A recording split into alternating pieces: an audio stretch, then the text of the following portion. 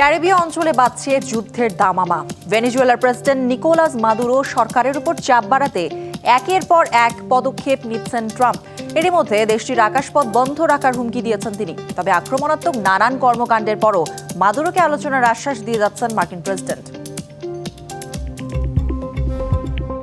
রাজনীতি, বাণিজ্য সহ নানা কৌশলগত বিষয়ে মার্কিন প্রেসিডেন্ট ডোনাল্ড ট্রাম্পের মাথা ব্যথার কারণ হয়ে দাঁড়িয়েছে ভেনেজুয়েলা। তাই হুমকি ধুমকি দিয়ে চাপে রাখছেন দেশটির প্রেসিডেন্ট নিকোলাস মাদুরোকে। ভেনেজুয়েলার আশপাশের অঞ্চলে ক্রমেই বাড়ছে মার্কিন সামরিক গতিবিধি। সম্প্রতি বিভিন্ন গণমাধ্যমে উঠে এসেছে কারাকাসের বিরুদ্ধে ওয়াশিংটনের যুদ্ধ পরিকল্পনার।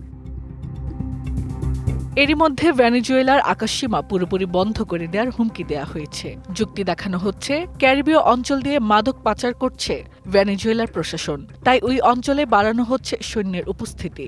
সন্দেহভাজন নৌযানকে লক্ষ্য করে চলছে হামলা।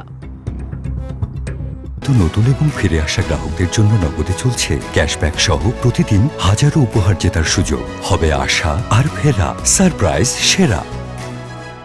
তবে অভিযোগের প্রমাণ হাজির করতে পারেননি ট্রাম্প। ফলে ভেনেজুয়েলার বিশাল তেল ভান্ডার এবং চীন রাশিয়ার প্রভাব ঠেকানোই ট্রাম্পের প্রধান লক্ষ্য বলে মনে করছেন বিশ্লেষকরা।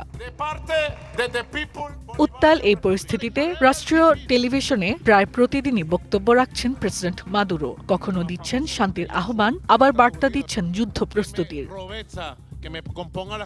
প্রশ্ন উঠেছে, ট্রাম্পের ক্ষমতার সাথে আদৌ কি পারবে মাদুরো সরকার?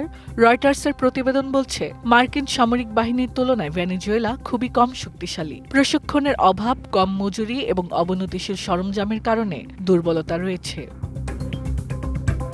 এদিকে ক্যারিবীয় সাগরে সমবেত রয়েছে ভেনেজুয়েলার অসংখ্য ইউনিট। এই সামরিক সমাবেশ আরও বাড়ানোর ইঙ্গিত দেওয়া হয়েছে। এছাড়া দেশটির প্রায় ৮০ লাখ বেসামরিক নাগরিককে সশস্ত্র বাহিনীতে প্রশিক্ষণ দেওয়া হচ্ছে বলেও জানান প্রেসিডেন্ট মাদুরো।